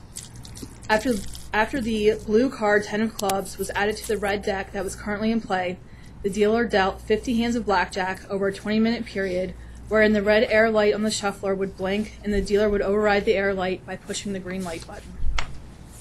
The blue deck of cards was only used once in play at the table after the 10 of clubs was removed. While the blue deck of cards was in play, 64 hands of blackjack were dealt over a 24-minute period. The red deck of cards with the additional 10 of clubs was used twice more at the table. The red deck of cards was used for an additional 52 minutes and 97 hands of blackjack until a table game supervisor approached the table to stop play with the red deck. The red deck of cards was removed from the table, and the additional 10 of clubs that was part of the blue deck was found in the red deck of cards while they were being sorted at a pit podium. For 24 minutes and 64 hands, the integrity of blackjack was compromised when the blue deck of cards was used due to the blue deck of cards missing a 10 of clubs. For 1 hour and 13 minutes and 147 hands, the integrity of blackjack potentially could have been compromised when the red deck of cards was used to an additional 10 of clubs being in the red deck. Also during this time period, 3 different players were at the table gaming. In response to this incident, Rivers issued a final written warning to the dealer who failed to properly address the shuffler warning lights. The parties have entered into an agreement that within 10 days of the date of board order adopting this agreement, Rivers shall pay a civil penalty in the amount of $15,000 And also within 10 days of the board's order, River shall pay $2,500 for the costs incurred by the Office of Enforcement Counsel and other staff in connection with this matter. At this time, the Office of Enforcement Counsel recommends that the board approve this consent agreement. If you have any questions, we'll be happy to answer them at this time. Who's here on behalf of Holdings? Good afternoon, Identify John Donnelly, everybody. Donnelly, on behalf of Rivers. With me is Rob Guthrie, who's the Director of Table Games, Rhonda Gilchrist, who is the VP of Compliance, and also in the audience is Danielle Cisneros, who's Senior Counsel. Do you intend to offer any testimony? I don't, unless there are questions. Okay, then let's proceed for the moment. Okay. I'll just simply say maybe four things. One, it was self-reported matter. Two, the employee did get went directly to a final written warning, skipped over oral warning. Third, we've had some initial problems with these shufflers, but cured them. I think the last event was in March of 2014 that anything like this happened.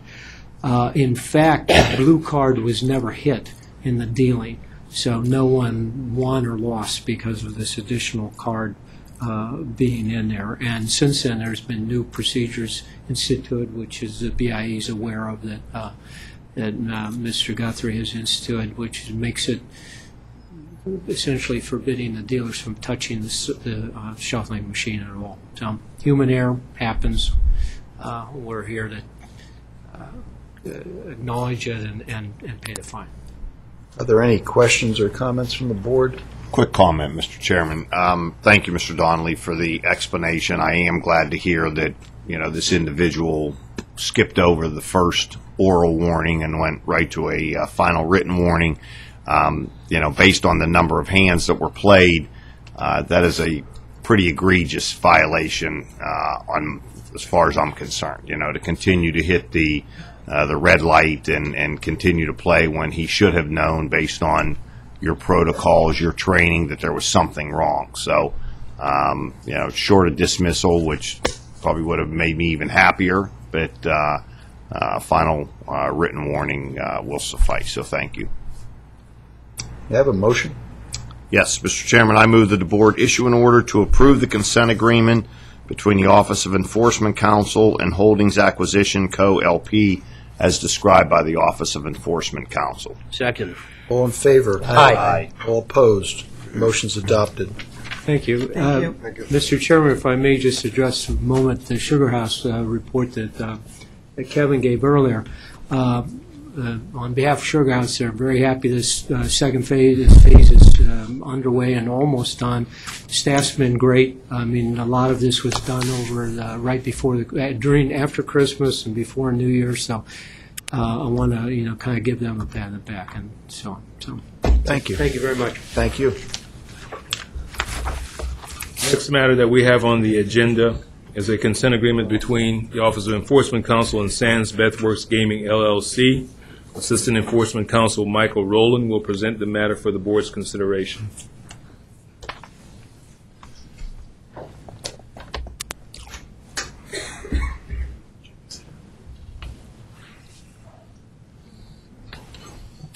Morning, Mr. Chairman, members of the board. Michael Rowland, ROL A&D, with the Office of Enforcement Counsel. The next proposed consent agreement involves 3 incidents of underage gaming at Sands Casino.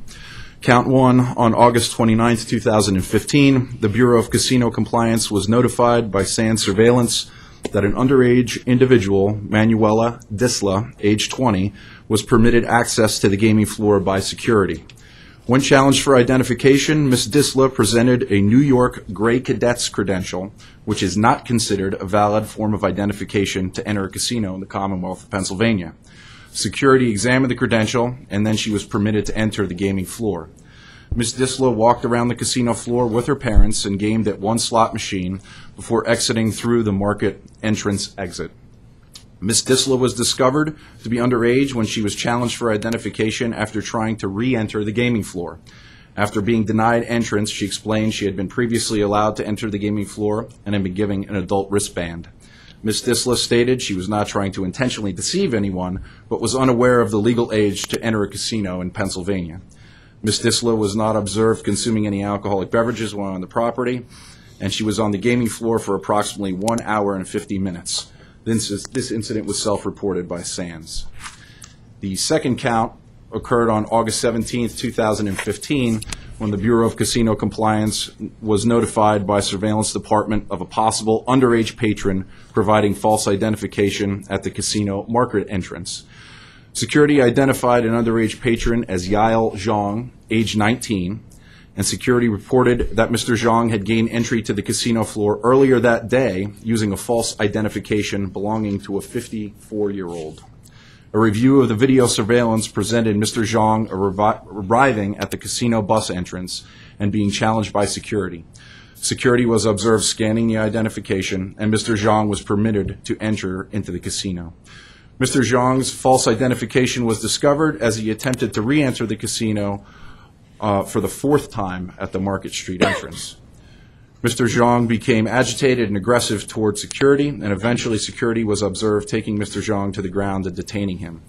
Mr. Zhang gamed at multiple tables for approximately 2 hours and 23 minutes. He did not consume any alcoholic beverages while on the property. Mr. Zhang was issued a permanent eviction by Sands Security and cited by the Pennsylvania State Police with carrying a false identification card, and this incident was also self-reported by Sands. And finally, count 3. On August 16, 2015, surveillance was contacted by security in regards to an underage patron that was escorted to Sands Security Office. The patron, identified as Alexandra Tavares, age 19, attempted to enter the casino through the main entrance. Ms. Tavares was using a fraudulent New York State identification card, which listed her age as being 21. Upon review, surveillance confirmed that Ms. Tavares arrived at the main entrance and her identification was scanned. The scanner showed that the identification was expired and belonged to a Karen Bermudez. Security was observed issuing a wristband to Ms. Tavares, verifying that she was approved to be on the gaming floor. Ms. Tavares remained on the gaming floor for approximately 4 hours and 45 minutes. When Ms. Tavares attempted to re-enter the casino, she was challenged by security, and her true identity was discovered. Ms. Tavares gamed at multiple slot machines while on the gaming floor, but she did not consume any alcoholic beverages. Ms. Tavares was issued a permanent eviction by Sands Security and cited by the Pennsylvania State Police with carrying a false identification card. This incident was also self-reported by Sands. At this time, the Office of Enforcement Counsel requests that the Board approve this consent agreement between the parties. The terms of settlement include that within 5 days of the Board's order approving this consent agreement, Sands shall pay a civil penalty of $36,000 for the alleged violations described. Also, within 5 days of the Board's order approving this consent agreement, Sands shall pay a Board fee of $2,500 for the costs incurred by OEC, BIE, and other related staff in connection with this matter. I've actually had the opportunity to speak with Mr. Giuliano prior to the meeting. I believe that they have the check and payment ready today to turn in if the Board should adopt this consent agreement. Further terms include that Sands shall immediately review its policies and controls and provide training and guidance to its employees, which will minimize the opportunity for the occurrence of a similar incident in the future. I know prior to the Board meeting today, Mr. Giuliano also provided a single document which basically explains how Sands day-to-day handles trying to control underage patronage. The Office of Enforcement Counsel has had the opportunity to look at it. We have no objection, and at this point, we're all available if you have any questions for us. Thank you. Who is here representing Sands? Who's the attorney? Oh, no attorney? We don't have an attorney with us today. I see. Do anybody from Sands intend to make any kind of presentation here at this time? We have the one-page presentation that we gave to you, which we'd be happy to quickly read through if you... Who's going to make that presentation? Who's going to make that presentation? Jim Doherty, who is our director. Okay, if you would please stand and be sworn by the court reporter.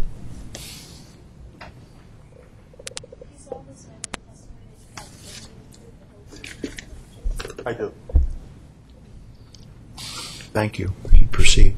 James Dougherty, Dougherty, Director of Security at the Sands Casino. The Sands has in place a comprehensive program across all casino-related operating departments designed to prevent minors from entering the casino floor, engaging in gaming activity, or the consumption of alcohol. Sands has refined its program in numerous respects over time in order to improve the program when there have been opportunities to do so. The elements of the program include, but are not limited to, appropriate discipline, pre-shift reminders of the elements of the policy, regular reminders of the policy at muster meetings, periodic retraining, including responsible alcohol management programs, and the utilization of the authentication machines at the entrances to the casino floor, among other measures. In 2013, the Sands hired an external consultant who provided a comprehensive course in validating identifications. That training has since become part of our required training for all newly hired officers. Additionally, all officers are required to go through an annual retraining of that program. In the 2015, we specifically made a couple upgrades. We use a Veridox scanner at the entrances to assist the officers in reading the barcode and the mag stripe on a license. We've upgraded that equipment. And we've also completed the retraining of all security officers on the proper protocol for verifying IDs.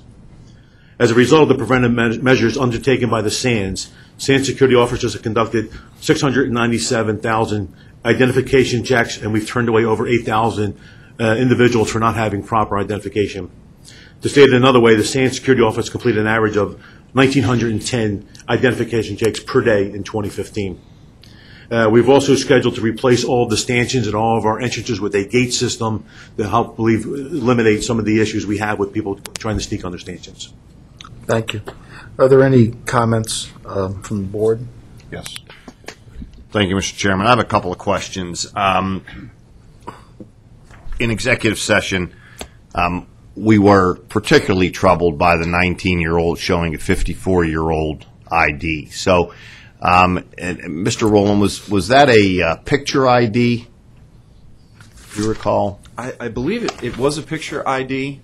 We looked into it to try and determine if the individual involved, the 54-year-old involved, actually supplied the underage patron with the ID, but there was no evidence that we could come up with that indicated that they would have colluded to get the person on the floor. So where it came from, we're not sure. Okay. And Mr. Doherty, I don't remember, what happened to that individual's security guard that let that person pass? Unfortunately, sir, in that situation, discipline wasn't. The officer had followed the proper protocol.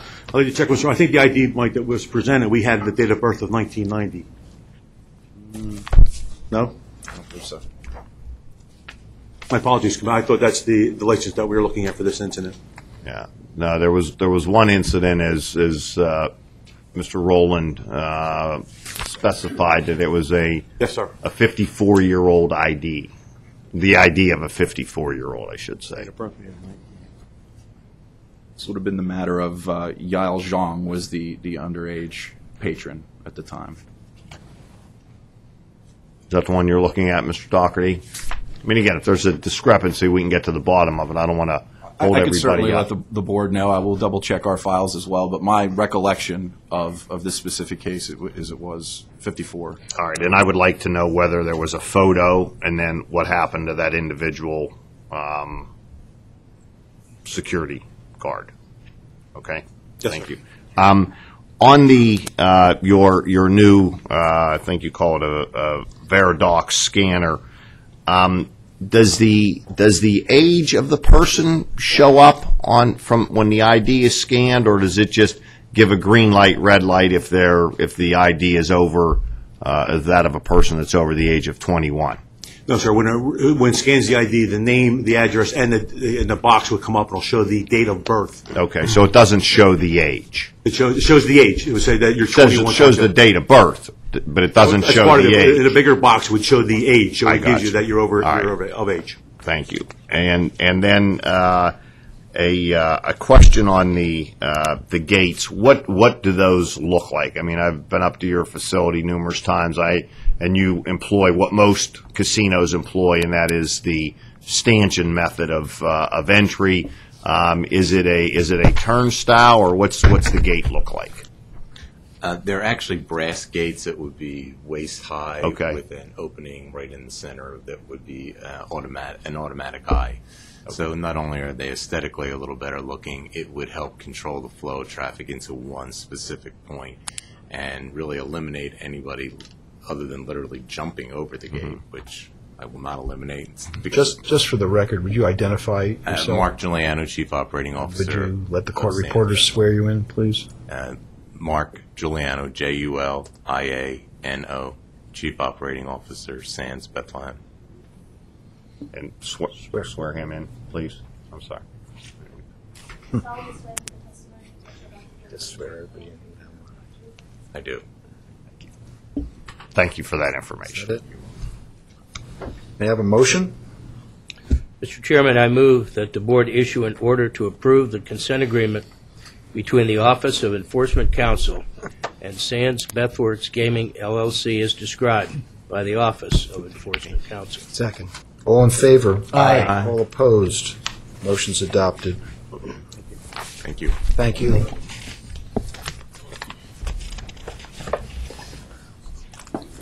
The next 6 matters on the agenda consist of enforcement actions in which the Office of Enforcement Counsel has filed a complaint seeking the revocation or suspension of registrations or permits of individuals licensed by the board. Each complaint has been filed with the board's Office of Hearings and Appeals and properly served upon the individual named in the complaint. The individual named in the complaint failed to respond within 30 days as required by board regulation. As a result, the Office of Enforcement Counsel filed a request for default judgment and properly served the same upon the named individual. Thereby, the facts in each complaint are deemed admitted, all filed documents have been provided to the board, and the matters are presently ripe for board consideration. In each instance, we will provide a brief summary of the facts and request the appropriate board action. James Armstrong, Assistant Enforcement Counsel, Office of Enforcement Counsel. Chairman, Commissioners, the first matter before you is a motion to consider revocation of Anthony Stagliano's gaming employee permit. On July 21st, 2015, the Office of Enforcement Counsel filed a complaint to revoke Mr. Stagliano's gaming employee permit for stealing 2 jewelry boxes intended for Sugar House Casino patrons while employed by Sugar House as a security officer. I'd be glad to answer any questions you may have. Any questions from the board? May I have a motion? Mr. Chairman, I move that the board issue an order to approve the revocation of Anthony Stagliano's gaming employee occupation permit as described by the Office of Enforcement Counsel. Second. All in favor? Aye. All opposed? Motion carries. Next, we have for your consideration a complaint for the revocation of John Kane's non-gaming employee registration. Mr. Kane, a former warehouse employee at Harrah's Philadelphia Casino and Racetrack, was observed stealing Harrah's merchandise during the course of his employment. As a result, the Office of Enforcement Counsel requests that John Kane's non-gaming employee registration be revoked. Questions or comments from the board?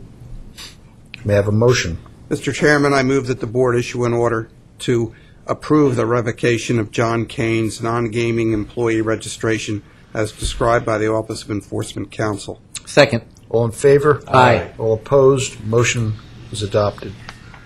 The next matter for the board's consideration is the suspension of Ashlyn Heller's non-gaming employee registration. Ms. Heller has been charged in 1 criminal docket with felony conspiracy to commit burglary and another criminal docket with misdemeanor drug charges. Ms. Heller's charges are still pending. At this time, the Office of Enforcement Counsel is requesting Ms. Heller's non-gaming employee registration be suspended pending final disposition of the criminal charges. Questions or comments from the board? May I have a motion? Mr. Chairman, I move that the board issue an order to approve the suspension of Ashlyn Heller's non-gaming employee registration as described by the Office of Enforcement Counsel. Ms. Heller may petition to have her suspension lifted after the disposition of her pending criminal charges, at which time the board will consider whether a lifting of the suspension is warranted. Second. All in favor? Aye. All opposed? Motion's adopted.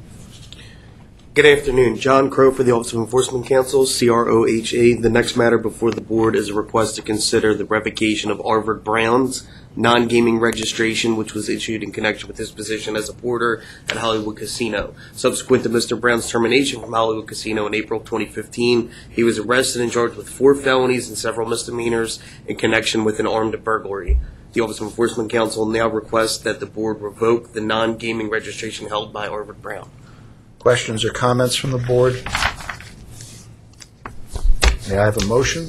Mr. Chairman, I move that the board issue an order to approve the revocation of Arvard Brown's non-gaming employee registration as described by the Office of Enforcement Counsel. Second. All in favor? Aye. All opposed? The motion's adopted. Good afternoon, Chairman Barish, members of the board. David Tepper, T-E-P-P-E-R, Assistant Enforcement Counsel with the Office of Enforcement Counsel. The next matter for your consideration is a complaint to revoke the non-gaming employee registration of Laszlo Komar. Mr. Komar was charged with indecent exposure following an incident at a Kohl's department store, and he subsequently pled guilty. At this point, we respectfully request that the board revoke Laszlo Komar's non-gaming employee registration. Questions or comments from the board? May I have a motion? Mr. Chairman, I move that the board issue an order to approve the revocation of Laszlo Komar's non-gaming employee registration as described by the Office of Enforcement Counsel. Second.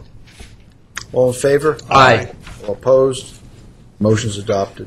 The next matter for your consideration is a complaint to revoke the non-gaming employee registration of Joseph Roman. Mr. Roman, during the course of his employment as a bartender at Mount Airy, stole money. He was terminated from Mount Airy, but was not criminally charged. And at this point, the Office of Enforcement Counsel requests that the board revoke Mr. Roman's non-gaming employee registration. Questions or comments from the board? May I have a motion? Mr. Chairman, I move that the board issue an order to approve the revocation of Joseph Roman's non-gaming employee registration as described by the Office of Enforcement Counsel. Second. All in favor? Aye. All opposed? Motion's adopted. The remaining 9 matters on the agenda consist of enforcement actions in which the Office of Enforcement Counsel has filed petitions seeking the involuntary exclusion of individuals whose presence in a licensed facility are inimical to the interests of the Commonwealth and are licensed gaming therein. In each instance, the petition for exclusion has been filed with the Board's Office of Hearings and Appeals and properly served upon the individual named in the petition. The individual named in the petition failed to respond within 30 days as required by board regulation. As a result, the Office of Enforcement Counsel properly served the default judgment upon each individual. Thereby, all facts in each petition are deemed admitted. All filed documents have been provided to the board for its consideration and are presently right. In each instance, we will provide a brief summary of the facts and request the appropriate board action. The first matter, Chairman, Commissioners James Armstrong for the Office of Enforcement Counsel. It's a motion to consider a board order to add Carlos Rodriguez to the board's involuntary exclusion list. On August 13th of 2015, the Office of Enforcement Counsel filed a petition seeking to place Mr. Rodriguez on the board's excluded persons list as a result of his arrest on May 16th of 2015 for robbing a patron of Sugar House Casino at gunpoint after the patron won $12,000.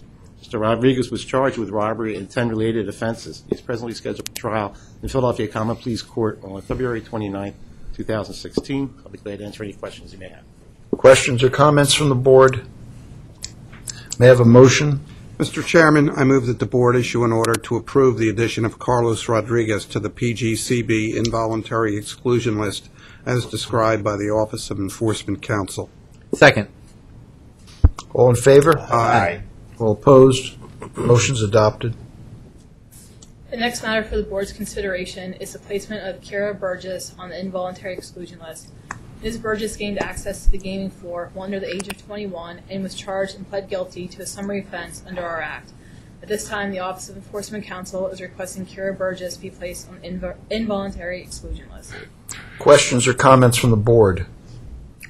May I have a motion? Mr. Chairman, I move that the board issue an order to approve the addition of Kira Burgess to the PGCB involuntary exclusion list as described by the Office of Enforcement Counsel. I further move that Ms. Burgess may petition for removal from the list after her 22nd birthday. Second. All in favor? Aye. All opposed? Motion's adopted. Good afternoon, Chairman Barish. Dustin Miller on behalf of the Office of Enforcement Counsel. The next matter today is a request for placement on the board's excluded persons list involving Alamin Cruz Jr. The Office of Enforcement Counsel filed a petition to place Mr. Cruz on the exclusion list for stealing $200 worth of gaming chips from a patron at Parks Casino on March 21, 2015. Based upon the foregoing, the Office of Enforcement Counsel asks that the board place Alamin Cruz Jr. on the board's excluded persons list. Questions or comments from the board? May I have a motion? Mr. Chairman, I move that the board issue an order to approve the addition of Alamin J. Cruz Jr. to the PGCB involuntary exclusion list as described by the Office of Enforcement Counsel. Second. All in favor? Aye. All opposed? Motion's adopted. The next matter today is a request for placement on the board's excluded persons list involving Angel Fontanez. The Office of Enforcement Counsel filed a petition to place Mr. Fontanez on the exclusion list for refusing to leave Parks Casino and assaulting Pennsylvania State Police, escorting him from the building after becoming intoxicated at the casino on October 1st, 2014. Based upon the foregoing, the Office of Enforcement Counsel asks that the board place Angel Fontanez on the board's excluded persons list. Questions or comments from the board? May I have a motion? Mr. Chairman, I move that the board issue an order to approve the addition of Angel Fontanez to the PGCB involuntary exclusion list as described by the Office of Enforcement Counsel. Second. All in favor? Aye. All opposed? Motion's adopted. The next matter is a request to place N. Dion Lin on the involuntary exclusion list. Mr. Lin gained access to the gaming floor at Sands Casino with a false identification while under the age of 21. He was 20 years old at the time. Mr. Lin was issued a permanent eviction by Sands Security and charged by the Pennsylvania State Police under the Gaming Act with an individual under 21 on the gaming floor. The charge is pending, and the matter is now before the board to consider the placement of N. Dion Lin on the board's involuntary exclusion list. Questions or comments from the board? May I have a motion? Mr. Chairman, I move that the board issue an order to approve the addition of N. Dion Lin to the Pennsylvania Gaming Control Board involuntary exclusion list as described by the Office of Enforcement Counsel. I further move that Mr. Lin may petition for removal from the list after his 22nd birthday. Second. All in favor? Aye. All opposed? Motion's granted. Next is a request to place Alexandra Tavares on the involuntary exclusion list. Ms. Tavares utilized a fake identification to gain access to Sands gaming floor while she was underage. She was 19 years old at the time. Ms. Tavares was issued a permanent eviction by Sands Security and cited by the Pennsylvania State Police with carrying a false identification card. That charge remains pending, and the matter is now before the board to consider the placement of Alexandra Tavares on the board's involuntary exclusion list. Questions from the board? May I have a motion? Mr. Chairman, I move that the board issue an order to approve the addition of Alexandra Tavares to the PGCB involuntary exclusion list as described by the Office of Enforcement Counsel. I further move that Ms. Tavares may petition for removal from this list after her 22nd birthday. Second. All in favor? Aye. All opposed? Motion's adopted. Glenn Stewart for the Office of Enforcement Counsel, S-T-U-A-R-T. The next two matters have the same fact pattern, so if it's okay, just read one fact pattern and we'll Please address each individual. Next for the board's consideration is the placement of Anne Marie Gonzalez on the board's involuntary exclusion list. On or about May 11, 2015, Ms. Gonzalez allowed 18-year-old Brianna Perez to use her duplicate Pennsylvania identification card so Ms. Perez could access the gaming floor at the Valley Forge Casino Resort in King of Prussia, Pennsylvania. While on the gaming floor, Ms. Perez wagered at slot machines. As such, the Office of Enforcement Counsel requests the board place Anne Marie Gonzalez on the board's involuntary exclusion list. Questions from the board? May I have a motion? Mr. Chairman, I move that the board issue an order to approve the addition of Anne Marie Gonzalez to the PGCB involuntary exclusion list as described by the Office of Enforcement Counsel. I further move that Ms. Gonzalez may petition for removal from the list after 1 year. Second. All in favor? Aye. All opposed? Motion's adopted. Based on the same fact pattern, the Office of Enforcement Counsel would request the board place Brianna Perez on the board's involuntary exclusion list. Questions from the board? May I have a motion? Mr. Chairman, I move that the board issue an order to approve the addition of Brianna Perez to the PGCB involuntary exclusion list as described by the Office of Enforcement Counsel. I further move that Ms. Perez may petition for removal from the list after her 22nd birthday. Second. All in favor? Aye. All opposed? Motion's adopted. And finally, for the board's consideration is the placement of Michael Spinelli on the board's involuntary exclusion list. On or about August 12, 2015, Mr. Spinelli used false identification to gain access to the gaming floor at the Valley Forge Casino Resort in King of Prussia, Pennsylvania, where he placed wagers and consumed alcohol while he was under 21 years of age. As such, the Office of Enforcement Counsel requests the board place Michael Spinelli on the board's involuntary exclusion list. Questions from the board? May I have a motion? Mr. Chairman, I move that the board issue an order to approve the addition of Michael Spinelli to the PGCB involuntary exclusion list as described by the Office of Enforcement Counsel. I further move that Mr. Spinelli may petition for removal from the list after his 22nd birthday. Second. All in favor? Aye. All opposed? Motion's adopted. Thank you. That concludes our business. Thank you. I believe that concludes all the business in front of the board today. Our next public meeting will be held on Wednesday, February 10th, begin at 10 o'clock in this room. Are there any final comments or wisdom from the board? I have a motion to adjourn the meeting. Move adjournment, Mr. Chairman. All opposed? Aye. All opposed. Gotcha. All in favor? Aye. All opposed? Yeah, I know. I wanted to see if you're paying attention. All in favor? All opposed? We pay attention right up. Motion is adopted. Right to the end. I just wanted to go see. Since we couldn't get the I decided to shoot for the opposite. I said to him.